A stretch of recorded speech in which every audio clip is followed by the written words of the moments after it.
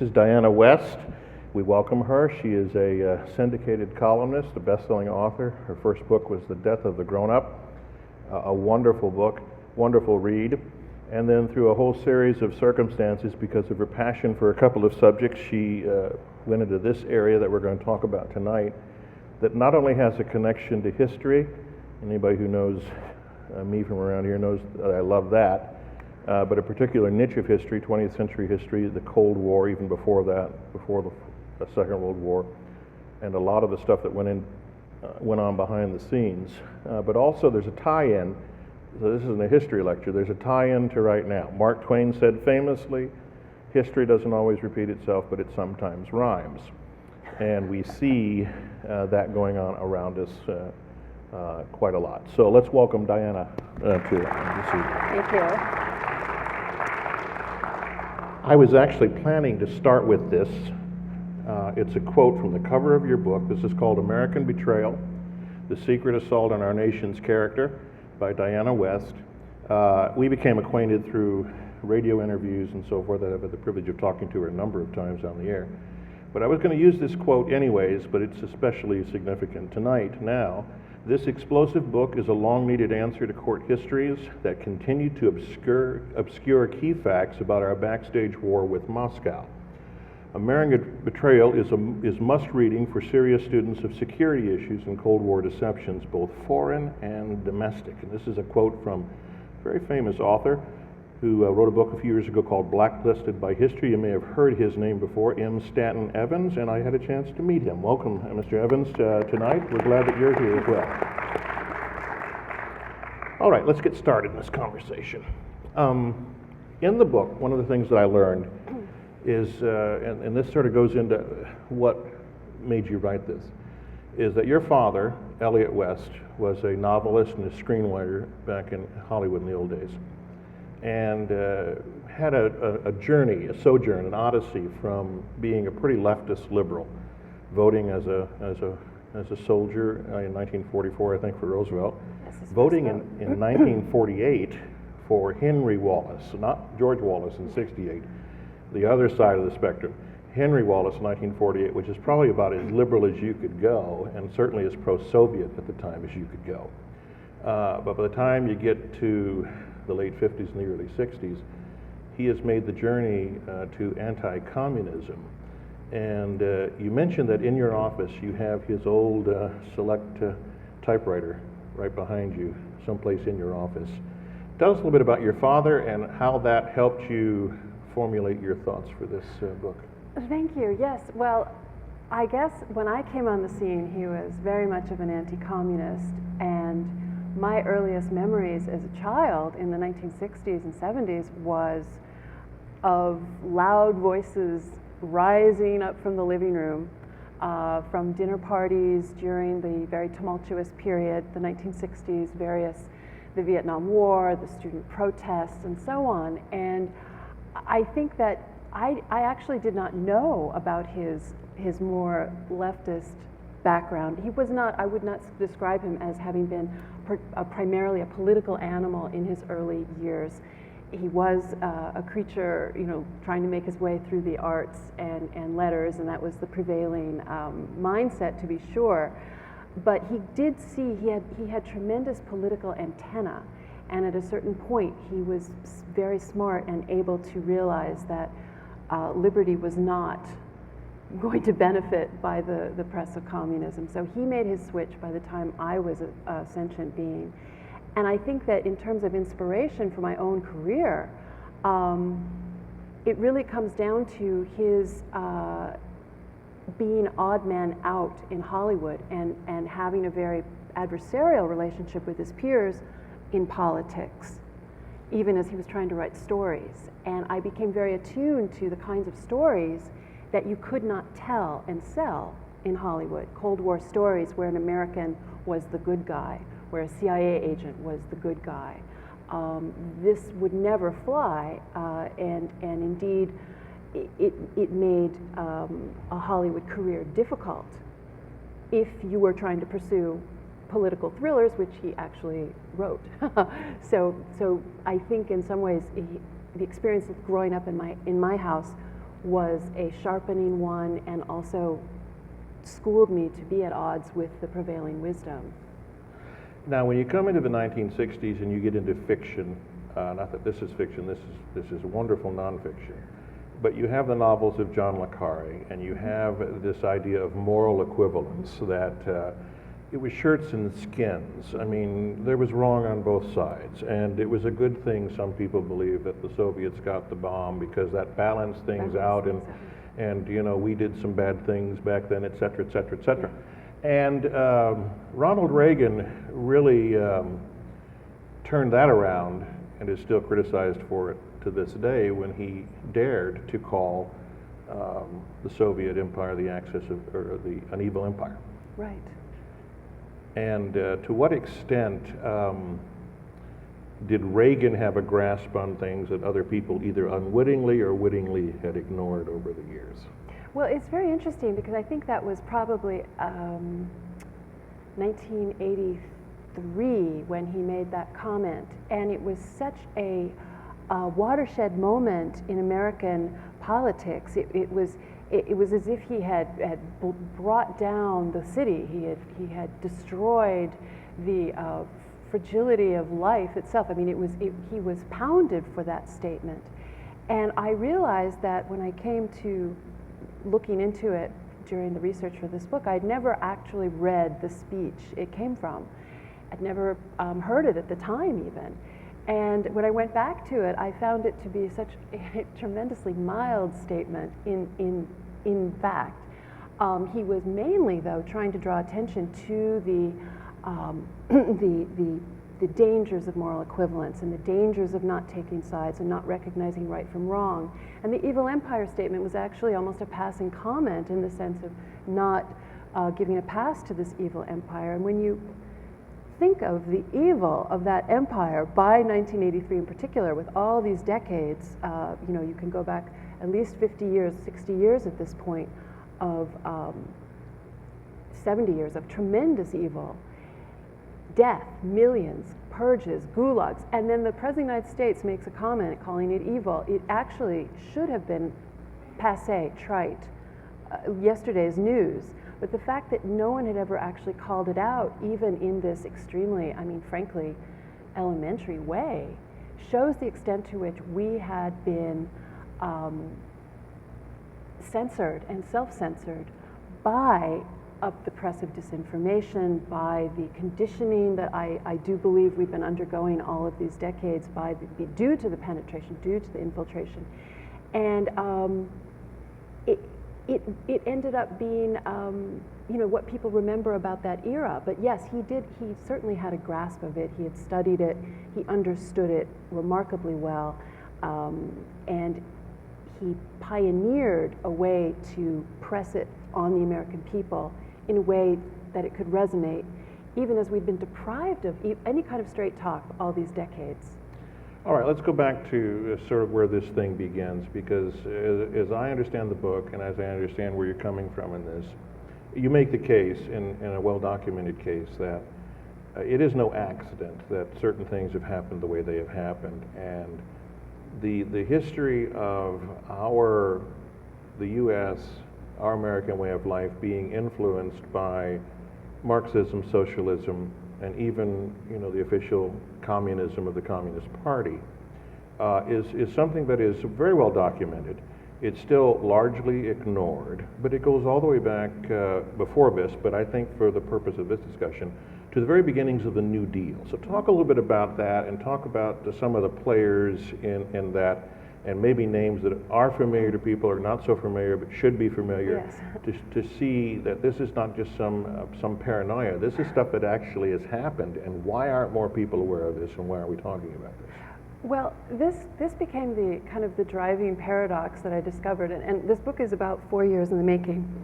And I spent a couple of years pretty much reading and trying to figure out my way back through the footnotes and the stacks. I was greatly aided by the work of Stanton Evans in the audience tonight, Blacklisted by History. I consider really my Rosetta Stone. I read that book, which came out in 2007, and in this book, Mr. Evans is able to essentially reassemble an archive, present an archive of documents to trace what actually happened to Joe McCarthy, what he was trying to do, what was said about him, what's right, what's not. And it's a remarkable book. It's a remarkable feat of detective work as well. And when I read this book and realized the implications, I was staggered, because everything I had been taught about Joe McCarthy, about red baiting, about the investigations of communism was wrong. And this actually is a point at which a universe inverts. I mean, this means that many other things are wrong as well. And this is kind of what sent me back through time to try to understand the precedent that may have led to the McCarthy period, because it didn't start there. Went back farther, found out the communist investigations began in the late 1930s with Representative Martin Dies as well. It didn't start there. You have to go back, and I realized that for the purposes of trying to set a narrative straight, which is a very ambitious an ambitious goal, especially in one book, and really my first foray into true history. I'm a journalist. I consider this investigative history. I realized that something really changed in America when we recognized the Soviet Union. That would be November 16, 1933. FDR normalized relations. And even though the Soviet Union had been around, so the revolution was in 1917, and certainly the Soviets have been trying to destabilize the rest of the world ever since, when the United States, when Roosevelt reversed the policies of 4 presidents before him and 6 secretaries of state, this was an engagement of something new for America. And indeed, when you actually look at the paper, there's a single page agreement that was the basis of this normalization. There was an exchange of letters, and one of the letters, it fits on a single page, and it's actually mainly a series of promises that the Soviet Union would sign, promising not to try to subvert the United States, not to try to overthrow the United States, not to subvert the Constitution, not to support secret agents in the United States. I mean, everything, of course, that was going on and would only ramp up to an extraordinary degree. So we signed it, they signed it, and the United States began to lie. This is how I see it. The United States began to lie in order to maintain this alliance with the Soviet Union, with Stalin. And this thus began a series of lies, because if they're not living up to their agreement, you have to either suspend the agreement, if you don't cancel it altogether. But no, there were some political figures who actually voiced that perfectly logical condition, but no, it didn't happen. Even our first ambassador, who'd been very pro-recognition, was a real Sovietophile, William Bullitt. He's our first ambassador to Russia. He went over in the early 30s, and it didn't take him long. He was a very perceptive and prescient mind. He was a tremendous political thinker. He saw right away he'd been wrong. This entity, the Soviet Union, was revolutionary, was trying to overthrow us. The agreement wasn't holding. He eventually fell from favor with Roosevelt, and I do follow him a bit in the book as well. But in terms of the sea change that this represented, there was an influx in the early 1930s through the New Deal of Marxists, leftists, bona fide Soviet agents who were here to transform America. And one of the most interesting moments that I think I came across had to do with, it's in the very opening of the book, the introduction called The Beginning. A man named William Wirt, 60 years old, came to Washington for a dinner party. He was visiting some old friends in the fall of 1933, right after the Roosevelt administration came in. And he visited with some dinner party, some New Dealers at a dinner party, about 6 or 7 people. And he listened to tales of the revolution that was happening and that was to come, and the collectivization of America, and the overthrow of Roosevelt, and the destruction of the country of Jefferson and Washington, is the way he phrased it. And he actually got Congress to look into this, but it was in such a way with the Democratic Congress that it was essentially, I read the entire hearing that took place in 1934. It was a show trial. There was no gulag. He did not die, sent off to die. he was smeared, he was marginalized for telling the truth, and thus began this pattern of marginalizing, slandering anyone who would stand up to say what was really going on in terms of this infiltration. So it would be like somebody being borked in another generation. Yes. He was worded, and all these yes. people were worded. This is against the backdrop of the Great Depression. There is in places like Great Britain, certainly here in the U.S., there is this fascination with this Soviet experiment. You know, Lincoln Steffens had said, you know, we've seen the future and it works and whatever, and that they're doing it right, and people didn't have jobs here and didn't have money here, and so these were very popular ideologies, and you have what was called the Popular Front, various front organizations, and there were a lot of people that became not only enamored of socialist and Marxist ideology, but actually became what would later be called card-carrying communists. Sure. And we know that, but there were also people, and I think this is what you get into in the book, that you know, this whole idea about who was a card-carrying communist and who wasn't is not nearly as important as who was someone who was an agent of influence, who may have never been publicly known as a card-carrying communist, and they were highly placed, and they were penetration agents, and this is pretty well documented now. And the purpose was not so that they could take a little camera just and take pictures of things and hand them to a handler, but was much more about influencing the particular policymakers that they had the ear of. This is the branch of espionage that is not taught, not discussed, and I would argue is much more significant than simple theft of secrets, which of course can have huge repercussions, but the sort of will-o'-the-wisp evanescence of the influence artist who's able to insert language into the cable flow, who's able to shape policy, who's able to make suggestions, who's able to protect Soviet agents from investigation by vouching for them. These are the kinds of activities that a well-placed agent of influence is able to do, and indeed frequently did in these decades. You had all manner of Washington institutions really strategically penetrated, whether it was the White House, where you had Lachlan Curry, for example, a revealed Soviet agent working in the White House as an administrative assistant, a very high-level assistant to Roosevelt. You had the same kinds of people at the State Department during the war period in the OSS, which was the precursor to the CIA. The placement of agents was so strategic and so dense. I mean, we have the great archivist Haynes and Clare coming up with a figure of known American Soviet agents, traitors, at about 500. I argue that you have to look at this at a certain point and grab this and not just simply identify them, but say this is a small army of occupation. This is not just a few bad apples. This is not one Aldrich Ames. This is not even 5 brilliant the Cambridge spy ring led by Kim Philby. This is hundreds of people, some of whom were extremely high placed.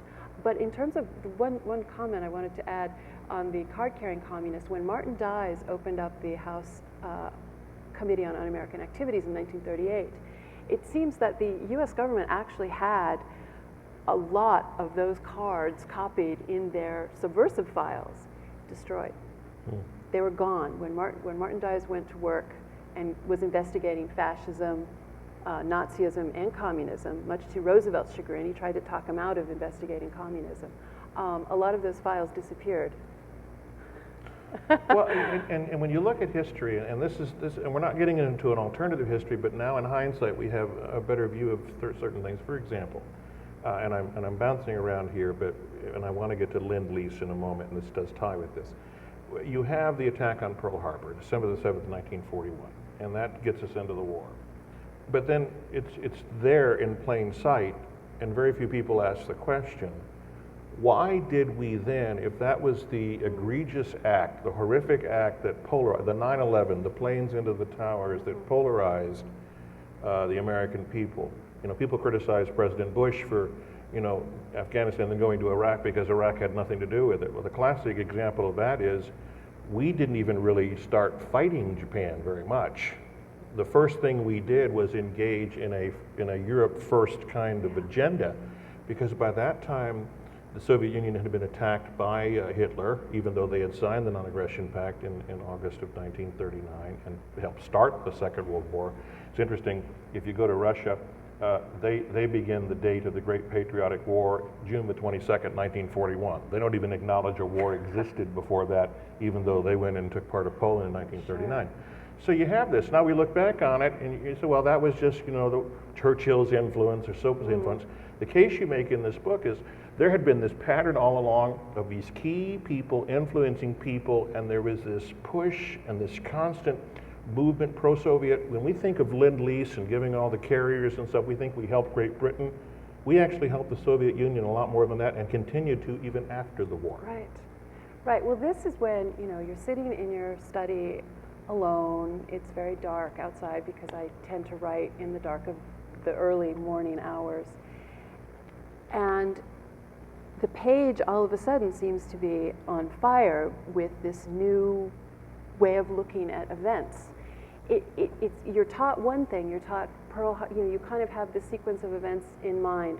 Pearl Harbor, you have the Battle of Britain, which of course preceded, but let me interrupt for a second. Yeah, Pardon me for this, because I want to make sure that I know you're hard on this, and I want to make sure people understand. Yeah. We are not, this does not mean to denigrate the men and the women, the greatest generation that fought these battles. No, not at all. Because they were doing the job, and they did save the world in many ways for all of the rest of us. We're talking about policy, we're talking about wide theaters of operation, and these were just good soldiers, men and women and all. So I want to make that point very clearly. Poignant. And my father actually was part of the Normandy invasion, in fact, and fought across Northern Europe in that year, 1944. No, it's a sense that there is a certain narrative that most of us know that takes us through to Hiroshima and the kiss in Times Square, and these events, these images play in our minds, even if we're not historians certainly, or even if we're not history buffs, but there's a certain thing you do learn in school. I had never even thought about what was going on in the Pacific War. I knew about the Bataan Death March, where our soldiers and the Philippine soldiers were, destroyed in their capture by Japan after the fall of Bataan, after Corregidor, the big battles for the Philippines. But I'd never thought of it in terms of why didn't we help? And I don't think that the American people were given much information at the time. I think there was a shutdown on information. I read that when MacArthur's memoirs finally did come out, it's a good 15 years later, he wrote about details that I understood when I was going back and looking at it were new to people at the time. And there was an intelligence officer from the Philippines who had been with MacArthur who made, I quote him, his name is Warren Clear, and I quote him in the book because he has this extremely heart-rending, eloquent statement, just absolutely feeling betrayed at having been ignored, and the death and the suffering that American troops were undergoing with no help, while Roosevelt was promising MacArthur to come. There's a detail of MacArthur having the men around the clock using bulldozers to dig out airfields in the Philippines because they knew they were waiting for supply and relief, and they were told this was coming, and yet Roosevelt had absolutely no intention, his advisors had no intentions of this. When the British came over after Pearl Harbor to parley in the very first wartime conference in Washington, D.C., called Arcadia, which is also a strange code name for this terrible moment, but they called it Arcadia in December of 1941, the British were completely prepared to have the American strategy change because they understood we had 150,000 Americans and Philippines under siege in the Philippines at this point by Japan, and it made perfect sense to them that of course we would want to resupply them, but no. You had the spectacle of General Marshall and Harry Hopkins, who was Roosevelt's chief aide, pretty much talking the British out of the notion that why would we want to go to Japan? It's the German front, it's the Russian front first. Harry Hopkins actually has this bizarre statement to the British that I quote in the book, where he's basically saying, we want our men to be fighting, we don't want them to sit around sightseeing and so on, as if this wasn't going on. And it must have been very bizarre to the British observers and the other American observers, but this was the policy they wanted to ram through. And this became a discernible pattern. And I think that this was a moment when Americans were very concerned about our men in the Pacific, and they were berated for that concern. They were shunted aside very much as the Tea Party today is shunted aside for things that seem more patriotic and more, I would say, more logical and more American. There was a global policy in effect that nothing could deter. And that is why at a certain point I realized that the book's title was American Betrayal. This is one betrayal. There are many, unfortunately, that our leaders put the people through. And so we know the what, and we know the when. The big question is the why. To what extent were the various decisions and the various choices made at that period of time and then leading into the Cold War influenced by these agents of influence? And Harry Dexter White, Lachlan Curry, you've already talked about him.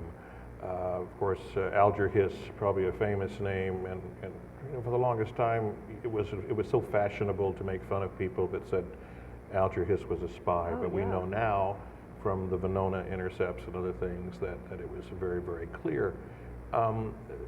To what extent were people like this influencing policy, and where was FDR and all? Was he just a weak person? Did he have a sympathy there? Was Harry Hopkins an agent? Well, those are all good questions. I believe that the critical mass of these agents was such that they were able to essentially shape American policy to the advantage of the Soviet Union. Of course, not in every single possible case. These are human beings. They are working stealthily. Sometimes their plans did not gel.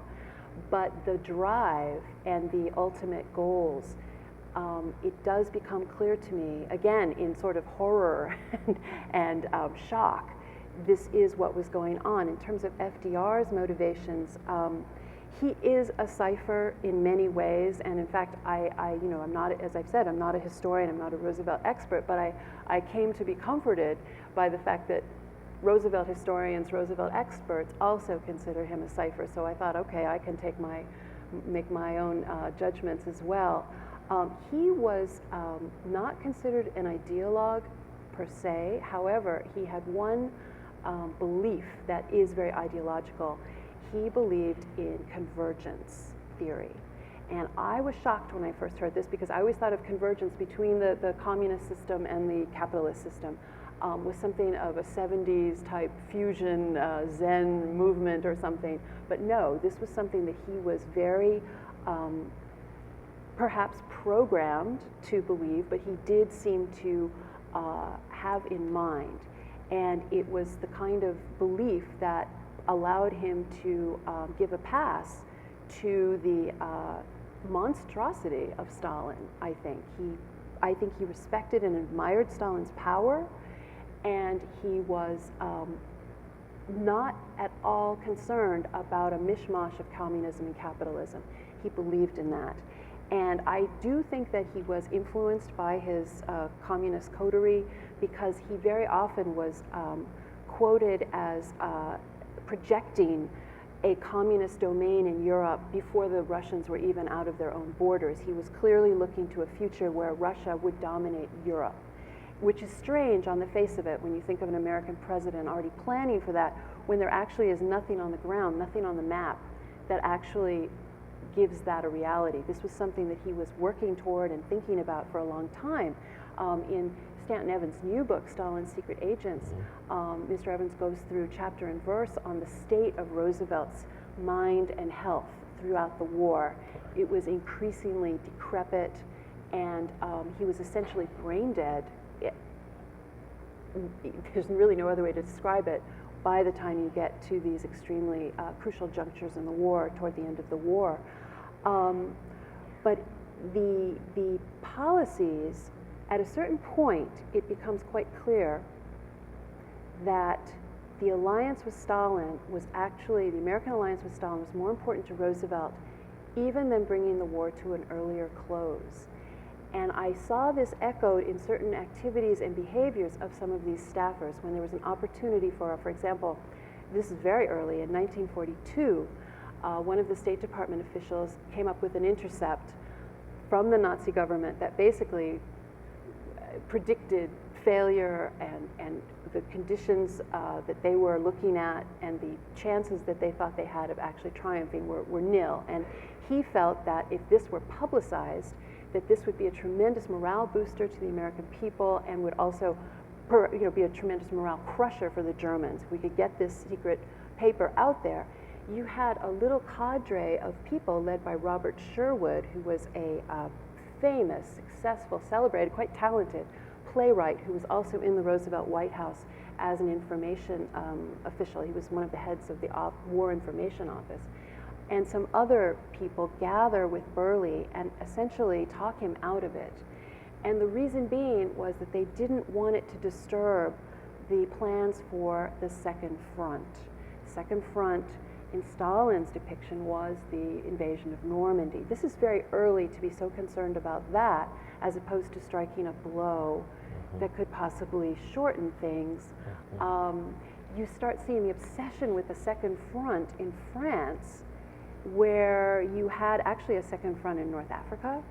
Didn't count. Stalin said, no, that's not a Second Front. You saw it go to Sicily? No, that's not the Second Front. It has to be France.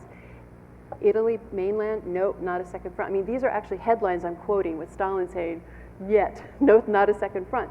France is a Second Front. At a certain point, observers at the time realized that what Stalin was after was essentially putting the American and British armies out of the way so that they would have no access to Central Europe, where he was trying to come in from the east. And this pattern is unmistakable when you start looking for it, and you start seeing everyone deferring to this particular war strategy, even to the point of, and this was one of the most shocking things I discovered, to the point of not entertaining offers by anti-Hitler German resistance to deliver Hitler and the High Command to the British and the Americans in exchange for help keeping the Red Army out of Eastern and Central Europe. There were innumerable offers made by very high-ranking German intelligence officials, military officials, clergy, various anti-resistance groups out of Germany. I had never heard of this.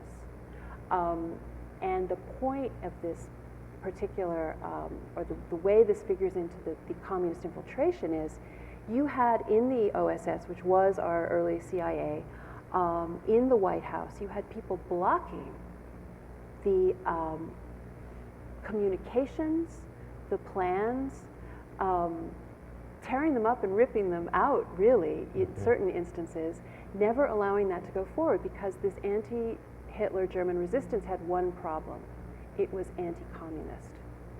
And they need not apply. And it is a staggering thing to realize, but there were a couple of figures that I cite in the book who looked at this, participants, one of them was a participant in this, a man named George Earle, who had been a New Deal governor of Pennsylvania, a crony, a friend of Roosevelt's, who got very involved with this German movement, and General Wiedemeyer was one of our strategists of the war.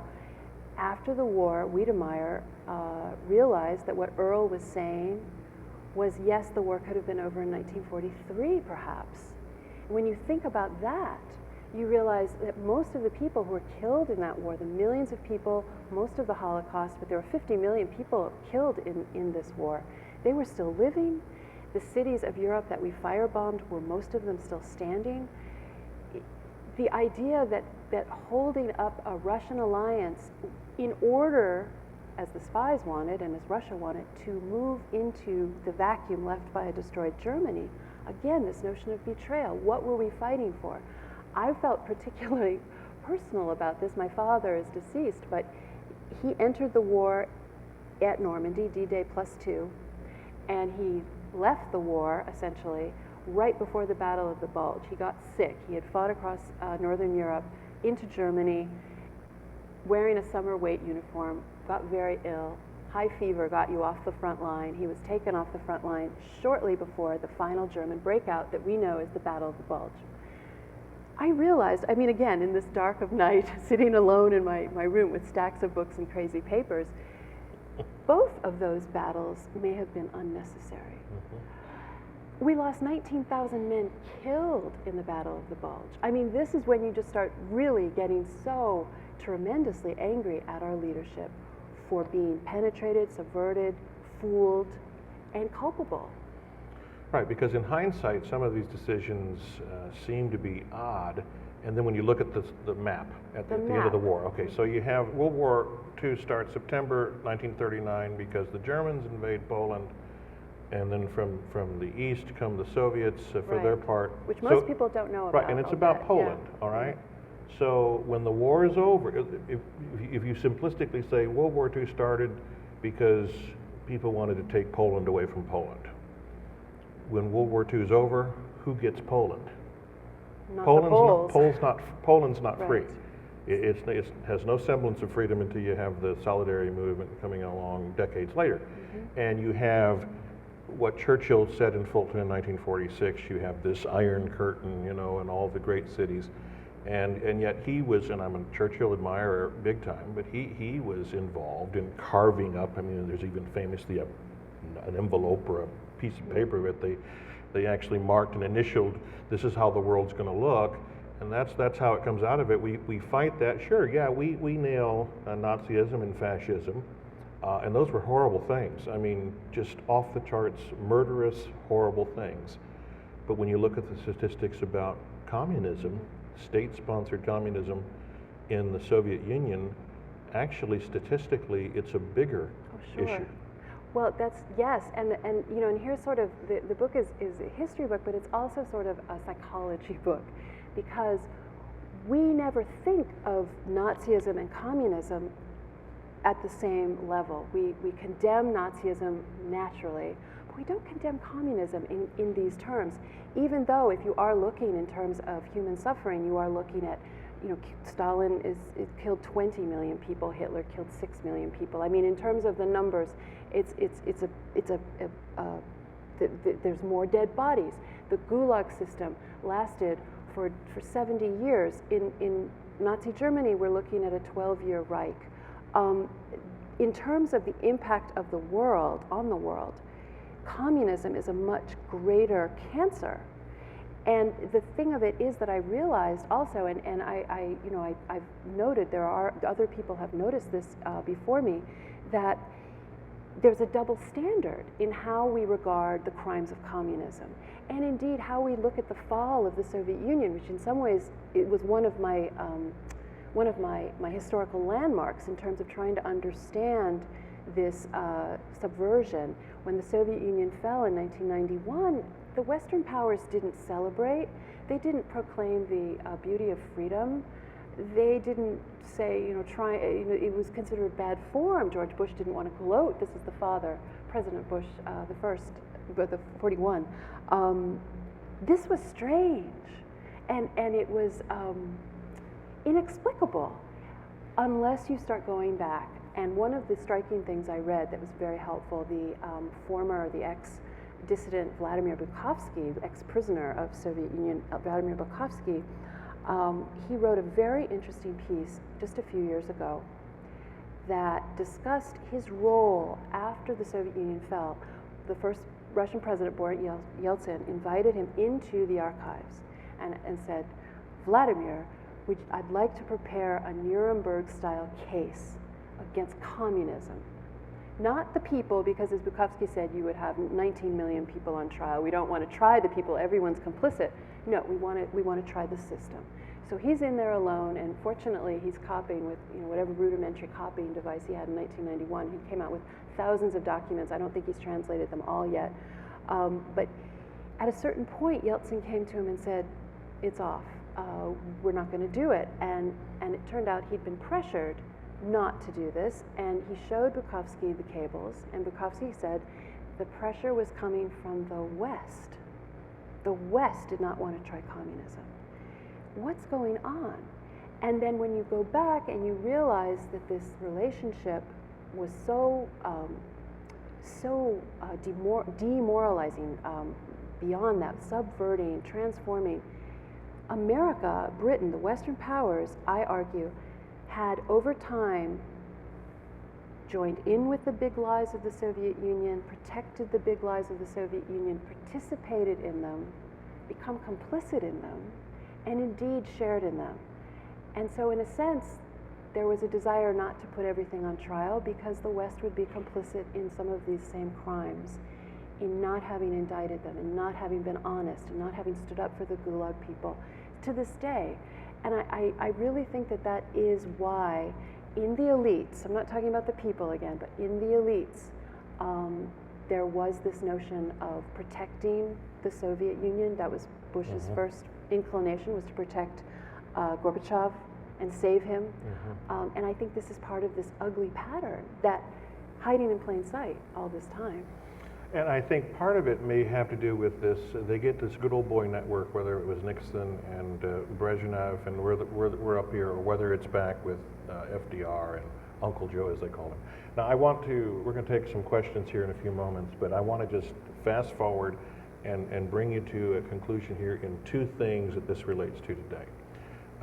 And number one is, here we are in 2013 politically in this country, and we still are wrestling with some of the fundamental, basic, rudimentary ideas of collectivism and socialism. And if you dare say so-and-so's a socialist, you're laughed out of the room, like, sure, President Obama, exactly. Remember that. Yeah. And so, you're made fun of and whatever, and yet, if it talks like a duck and walks like a duck and so forth. So you have that, and you have that denial there. But there's also another big elephant in the room, and that is Islam and radical Islam, Islamism, whatever term we want to use, and we can talk about that.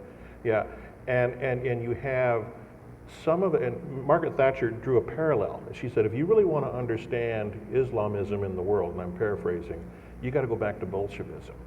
Because even though the ideology is different in the sense of the basic values they believe, the methodology bears resemblance to each other. So here we are in 2013. Well, what in the world? This is good history. Okay, so maybe FDR, was not on his A game when he went to Yalta. He wasn't even on his Y game when he went to Yalta. But we got through it, and then we got through all the other crises, and here we are today. What does it have to do with us? It's a reminder that, as I said at the beginning, history doesn't always repeat itself, but it does rhyme. And we see some of the same tendencies in the American public to either just ignore it, not educate ourselves about it, or deny, number one, that we still have the elements of the very ideology that bound so many millions and killed so many millions alive and well today and still being promoted by many in this country. And second of all, you have this other ideology that is religious and political in nature. I would argue that it's much more political than it's religious. And it is threatening us, but we're already willing to say, the war on terror is over. Let's move on. Let's check this off and move on.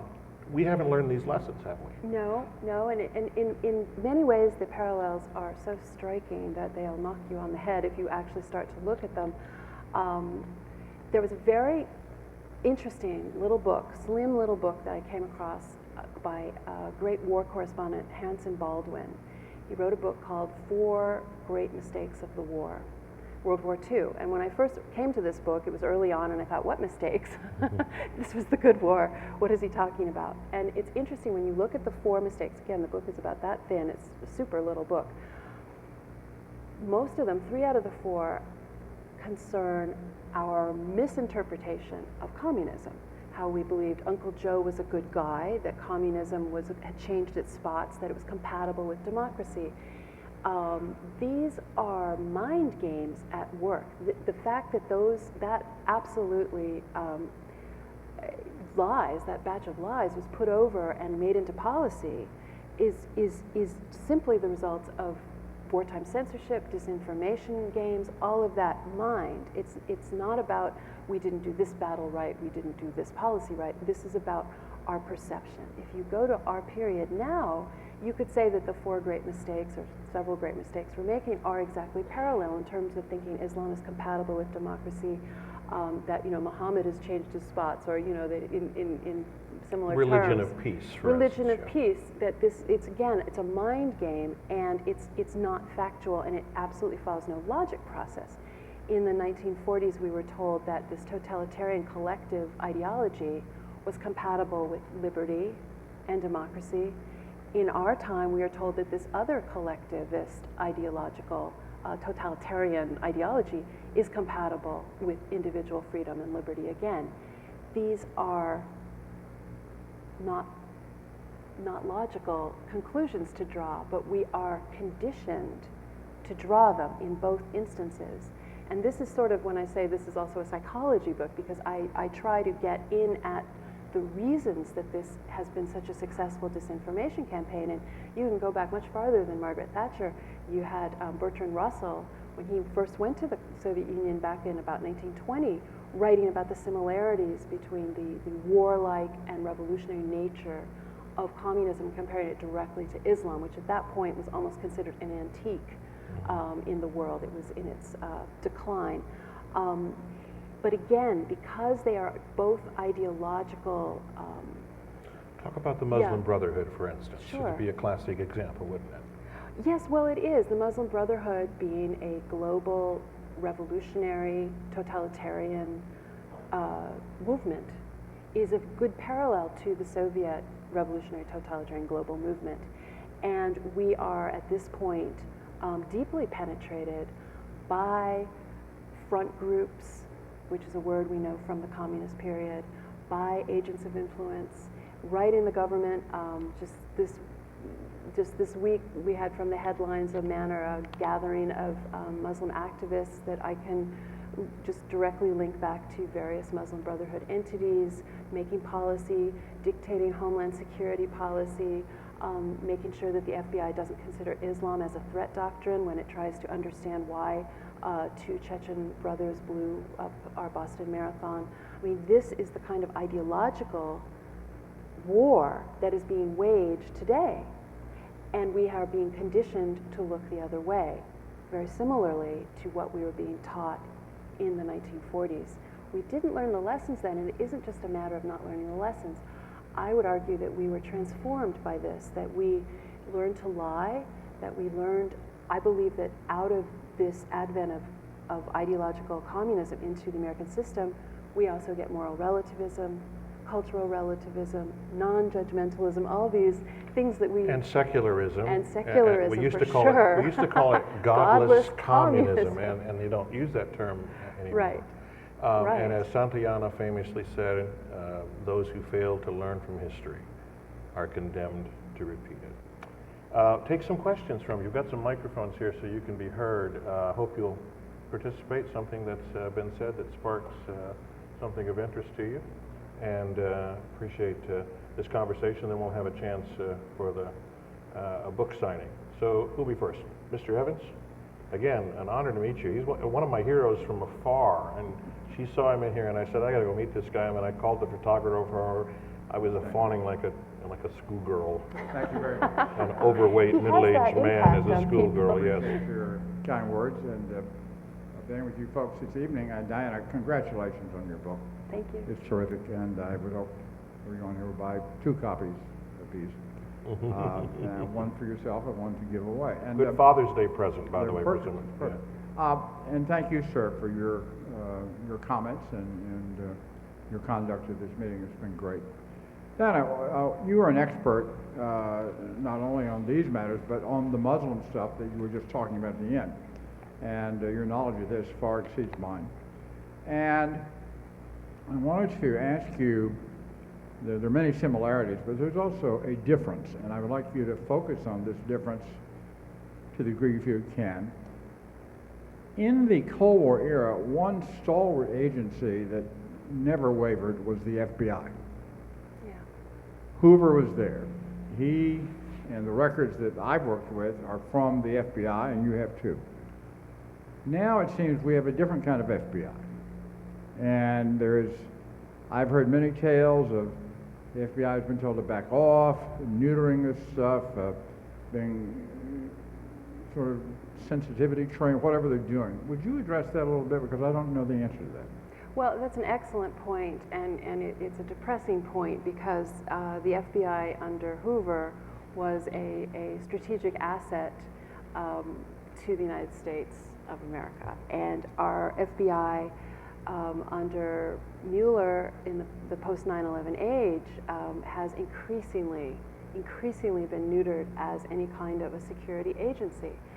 This has been it has been targeted by these Muslim Brotherhood entities to a point of blinding agents, blinding investigators, blinding procedure, again, to Islam as a threat doctrine.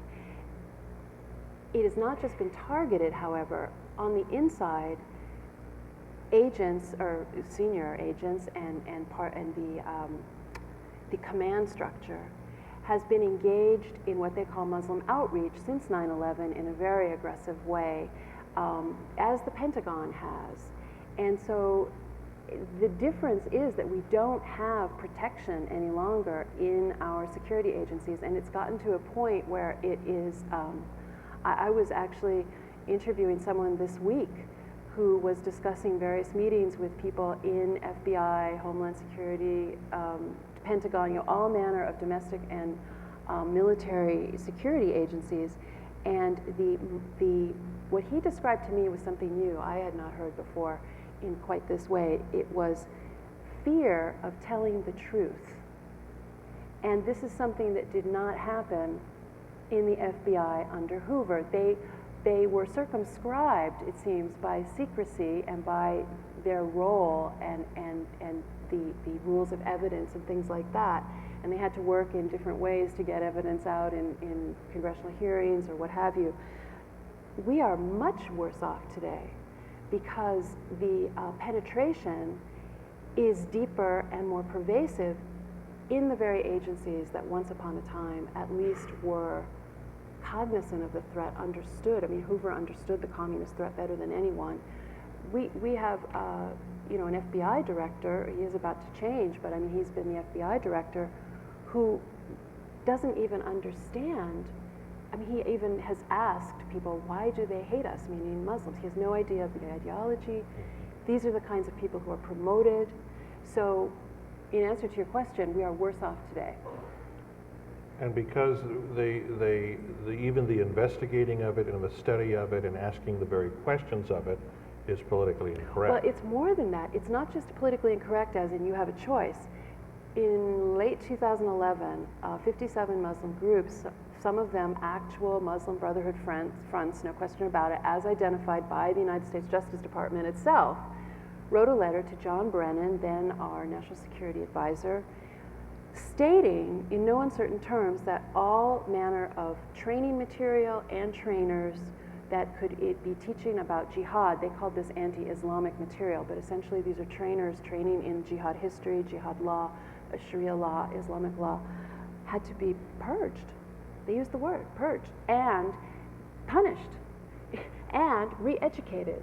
And lo and behold, this is exactly what happened. Now, I would say there is a historical parallel to this. You had in the 1940s, in 1943, you had, I think you called it a rolling coup d'etat at one point, but you had a second round of purging on Soviet behest of the State Department, where there were, lo and behold, everyone will really be shocked, there were anti-communist officials in the State Department at one time, and they were systematically purged. And in 1943, this was actually by order of the Soviet Foreign Minister, Litvinov, who actually presented the American government with a list of these officials, and lo and behold, they ended up scattered to the winds, as in Iraq, Turkey. They were not hotspots at the time. One diplomat, the man I mentioned earlier, George Earle, who was an anti-communist at this point, Roosevelt may have been brain dead at the moment, but he actually had him sent to Samoa for fear that he was going to spill the beans on what was going on in Europe vis-a-vis the communists. So we do have parallels in this penetration, but today it is miles worse, because the fear level, it's almost, I mean, I was listening to this man tell me this stuff, and I was thinking, he is describing a totalitarian atmosphere. Literally, someone said to him, I'm afraid to tell the truth. I cannot tell the truth. I mean, this is supposed to be America. Questions? Anyone else? Yes, ma'am. Tell us who you are. I've been a fan of yours, Diane, for some time. Oh, You're a thank very you. good journalist. Thank you. But basically, you're singing here to the choir. How do we get Jane and John Doe interested in what you're saying? Just average American. Well, I think average Americans, well, I write a syndicated column, and I'm very glad I don't run in a conservative publication per se, and I'm glad of that because at least I do have an opportunity to get outside the choir a little bit. And my column runs in small papers in many different states, about 100 outlets, I guess. And you know, whether it's Texas or the Dakotas or Florida or across the country, and I get a lot of mail from people, and mainly they may be conservatives. I imagine, I suppose, in the sense it probably is a self-selecting group, but they're not policy people. They're not certainly Washingtonians versed in these things. And the thing that they are upset about, I do believe, is that the leadership, our leadership, doesn't speak the truth, and they seem to know more about what's going on than what they hear from at the public level. And that doesn't answer your question, of course, but I do believe that there is some greater understanding in the American people than we normally think. But I think that they are disaffected and demoralized by the lack of leadership. I mean, another big difference between then and now is in the olden days, in the 1950s, if you will, we had this era, the late 40s and 50s, we had this era of the great congressional investigators. You had Joe McCarthy, of course, who is the symbolic devil in American historiography, but of course, he was, first of all, the most maligned man in American history, I am convinced. And if you are not, you should read Stan Evans' book, Blacklisted by History. But he was one of many investigators, Senate and the Congress. And these investigators had, they gave us, we owe them a debt of gratitude for what the historical record that they produced, the information they were able to impart to the American people, the responsibility that they took in their office. Our Congress now, we don't have any great investigators. Even these current hearings, I mean, I have hope that they will develop, but I'm not too hopeful. But there is more of a sense of mere oversight, that if they just look over everyone's shoulder, all will be well, and they let so much go by. And I think that is just a direct reflection of who we are as a people. Of course, that's who we send to Congress. So it's a terrible problem, but people often ask, how do you make things happen? One thing that drove me to write the book was how we have gotten to a point where facts don't lead to conclusions, and why we don't take action where it seems like it is imperative. I can't really answer that. I'm going to wrap it up with one more thing that I want you to comment on, and then we'll have a book signing over here in a room across the hall, and we hope you all come. Great Father's Day present. Get a copy or two. Get it for someone who needs to hear this. Yeah. That's one way I think we can do stuff like this. Recommend the book. I'm going to write a review for townhall.com over the weekend. I've been waiting for this interview to get mine in. Whittaker Chambers, we've mentioned him, I think, here in passing, wrote a book called Witness, which is a book that, if you haven't read, everybody should read it. I read it every 2 or 3 years. He's a good writer, a wonderful writer. But in the introduction to the book, he writes it for his children.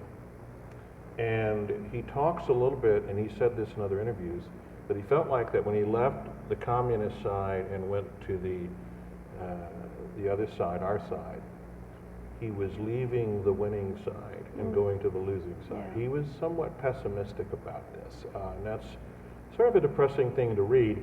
And it would be easier for us to say, oh, if only he had lived, because look what happened, the wall came down and all of this, and we won.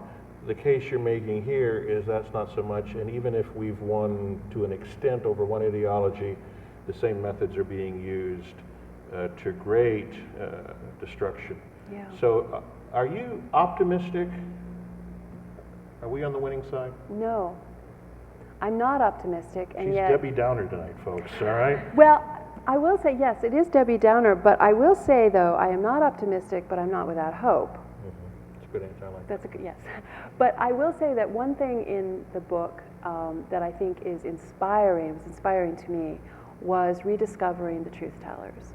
Because, you know, there was the revelations coming out of the various archives that opened after the Soviet Union fell, and the FBI files that were declassified over time.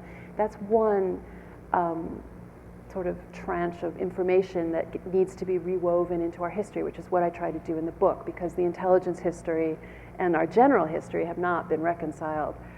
The other part is the stories of these truth tellers, because this is you cannot know this history unless you find a record, and these people lived and breathed it. And Whittaker Chambers is one. He's one of the great witnesses. Joe McCarthy is one. He's one of the great investigators. There are others. Their stories are inspiring, and I do believe that there is, my own feeling is that when they are restored to their rightful place in our pantheon, that we have a chance of rectifying and returning to a truer republic.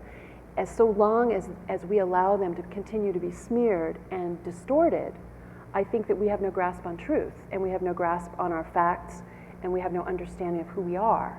And so in some ways, yes, the story the book tells is shocking and destabilizing, but I think there is in our past the seeds of our own regeneration, and I would say it is the truth tellers. And to that end, I actually decided at my column, which will be at Town Hall, I guess tomorrow, I decided that to mark the beginning, the book's launch, which it just came out on Tuesday, was I would start an occasional series of columns about the truth tellers in the book. Good. And so tomorrow, the first one is Major George Racy Jordan, who is probably a name that no one knows, but his story and his honesty and his record is one of these legacies that we need to get back to, we need to rediscover. And I think that the boat can right itself once we start trying to do so. And I think I speak for all here that we've listened tonight to a truth teller. Join me in Thank thanking you. her tonight, okay? Thank you.